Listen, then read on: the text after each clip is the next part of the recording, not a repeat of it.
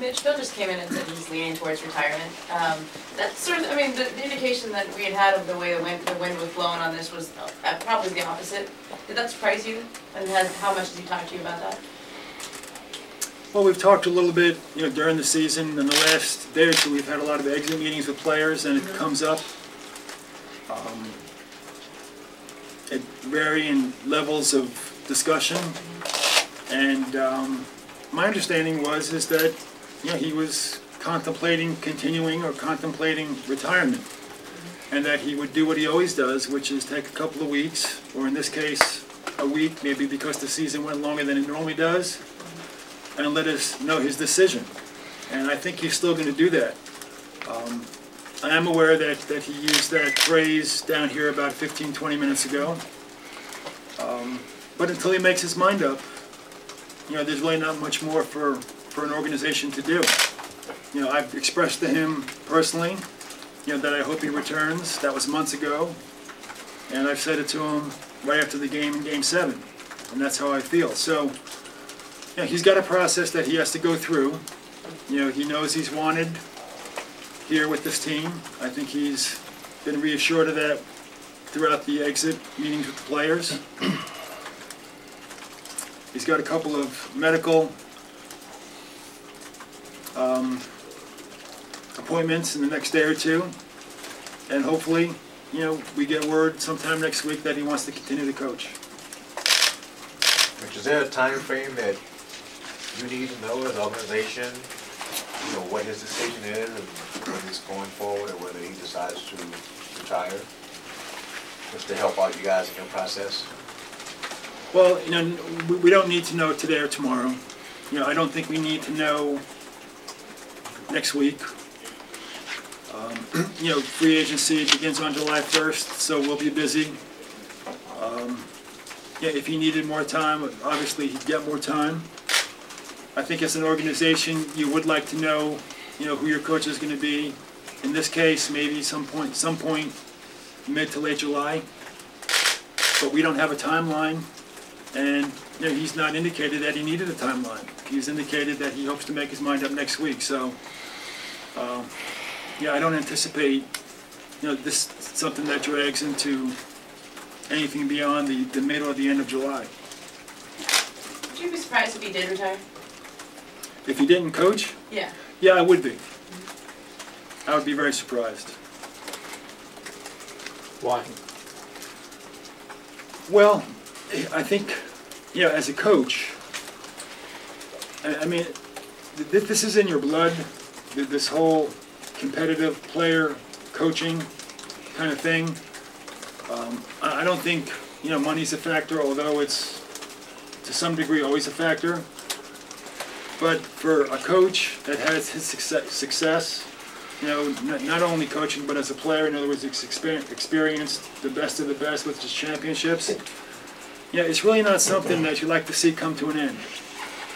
And I think he would agree that this team is in a position, based on several factors, injuries, some luck, being able to sign some players this summer, would be in a position to contend for a championship next year, maybe the year or two after that. So most coaches, revel in having a situation like that. He's left his mark, and he can continue to leave his mark.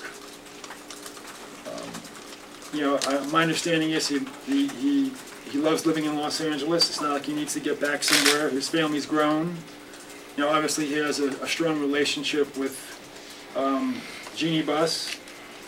I'd like to think he has a strong relationship with the Buss family and with myself.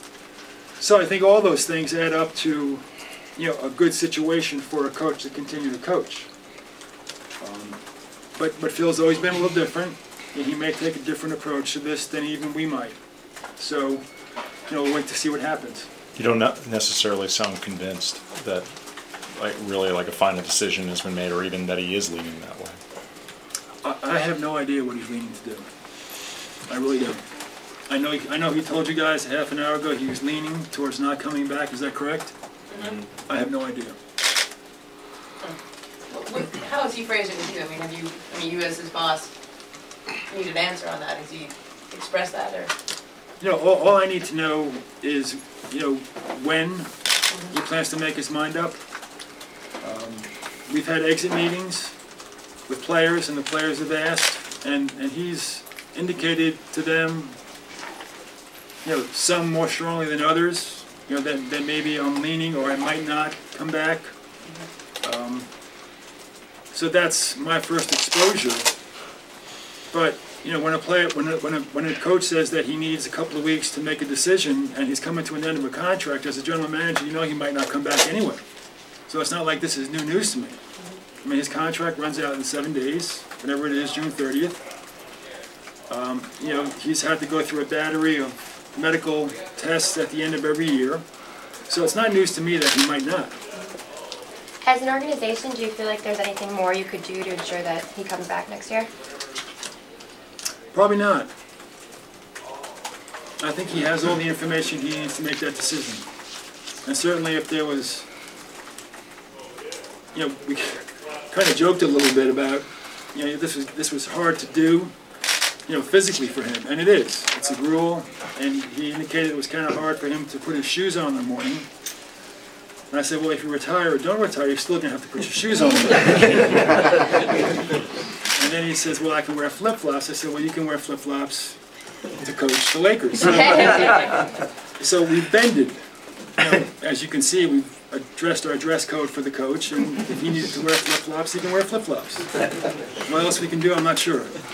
Mitch, Kobe talked about how much of the team is really built around and has adopted Phil's personality and his style and things like that. How much of your job as a team, in terms of building a team, is based around it's a team coached by Phil Jackson? Well, you always take into consideration the style of basketball the team plays when you're trying to build a team. And you know, for years now, we've looked at this team as a team that runs a certain offense, and some players flourish more than others doing that offense. So that's a factor. The players that we have under contract right now, I don't think it really makes a difference what offense they run. You know, if there was another coach that ran a different offense, you know, you don't know if you'd have the same level of success, but they're adaptable. You know, I think Kobe, Powell, Lamar, Andrew, you know, it might be difficult. It'd be a long period of time where you have to learn to do something different. But it's not like we're stuck with players that can only play one way. You said before that you don't think he's a prisoner of the game, in the sense that maybe, can you just said right now that he is a little different. I mean, would this fall into this category? I mean, do you think he would maybe leave wanting this to continue on this note? Well, you know, I don't think he'd ever admit to being a prisoner of the game. Okay, but as I mentioned earlier, it's, you know, it's in his blood. As a competitor, as a high school kid growing up, multi-sport, you know, going to college, playing for the Knicks, getting into coaching, you know, so it does get ingrained into who you are, and you know, maybe sometimes it starts to control your life, and maybe that's something he's not comfortable with. But he has the ability to take a step back and make decisions for the right reasons. You know, a lot of people don't have that ability. You know, they have to continue to work to provide for their family or their future. I don't think that's an issue with them. To what degree, if any, does possible coaching vacancy affect the way you treat free agency? To some degree. You know, we do have a lot of roster spots that have to be filled. We have multiple free agents on our own team that we have to look at and make sure that they fit in to the style of play. But it looks like we'll have that answer, you know, before July 1st. You failed to mention Fisher in that lineup. Do you see him coming back next year? Well, I didn't mention Fisher because he's not under contract. But do you see him, would you like to see him next year? Yes, absolutely.